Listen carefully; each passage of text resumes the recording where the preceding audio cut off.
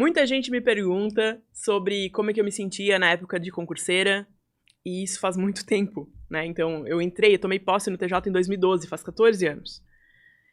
Como faz muito tempo, o que eu posso te dizer é: tudo vai passar. Você não vai lembrar mais das dores que você passava na época da concurseira. Tudo vai virar história. Eu te prometo isso, que você vai estar lá linda, maravilhosa, diva no seu cargo e não vai se lembrar mais das noites que você passou insegura, não sabendo se esse projeto ia dar certo ou se não ia. Porque como faz tanto tempo desde a minha primeira posse, que foi 2012, eu já não me lembro mais das dores. Mas, porque vocês me perguntam esse tipo de coisa, há algum tempo eu perguntei para um ex-namorado da época se eu me desesperava muito, como é que eu me sentia. E ele me falou que sim, que eu sofria, que eu ficava uns dias maus, que eu ficava uns dias tristes. Normal, né, de qualquer concurseira. Então o que eu quero te falar é isso, eu nem me lembro dessa fase. Sabe aquela que tem uma frase que fala assim, ó, se eu fui pobre não me lembro? Mais ou menos isso. Aí tu vai falar lá na frente assim, ó, se eu fui concurseira não me lembro, agora eu só sou concursada. Porque tudo isso passa. E eu te digo mais, eu ainda acho que vou conquistar muitas coisas na minha vida, não mais como concurseira, mas outras coisas aí na minha vida. E tudo quando eu estou passando por uma fase um pouco difícil, eu penso, mas será que isso aqui não vai virar história lá na frente? Eu vou lembrar o dia que eu estava neste perrengue e esse tipo de perrengue nunca mais vai fazer parte da minha vida? Então eu quero que tu entenda isso, que isso vai passar, né? A fase de concurseira, ela tem que ser a melhor possível na medida do possível. Mas ela passa. E você só vai lembrar aí do que você vai estar vivendo naquele momento.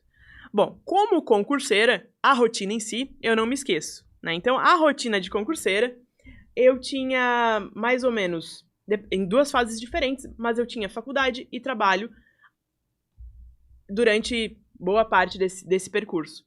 Então, na maioria das vezes, eu estudava, porque me perguntaram isso hoje nos stories, então por isso que eu tô trazendo isso aqui, umas 2 horas por dia em casa, mais aula do cursinho.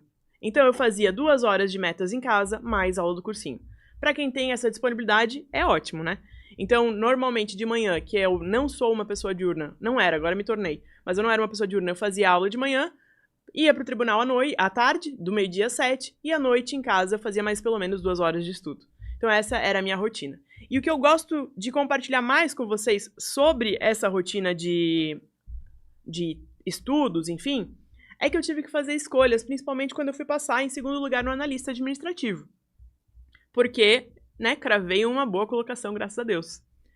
Essa escolha foi na minha organização de vida.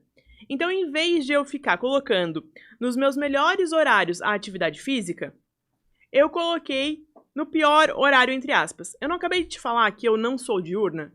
Então, que horas que eu ia fazer atividade física? Bom, na época da preparação, eu fazia jiu-jitsu e treinava à noite. E, cara, era o meu melhor horário de estudo. E foi ali que acabou a minha breve carreira como jiu-jiteira.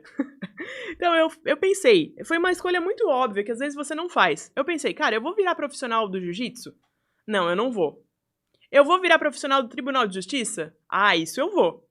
Então, faz mais sentido eu priorizar o quê? A minha preparação como analista do tribunal, e foi aí que eu larguei o jiu-jitsu e fui pra academia às 6h30 da manhã, que não é o meu melhor horário.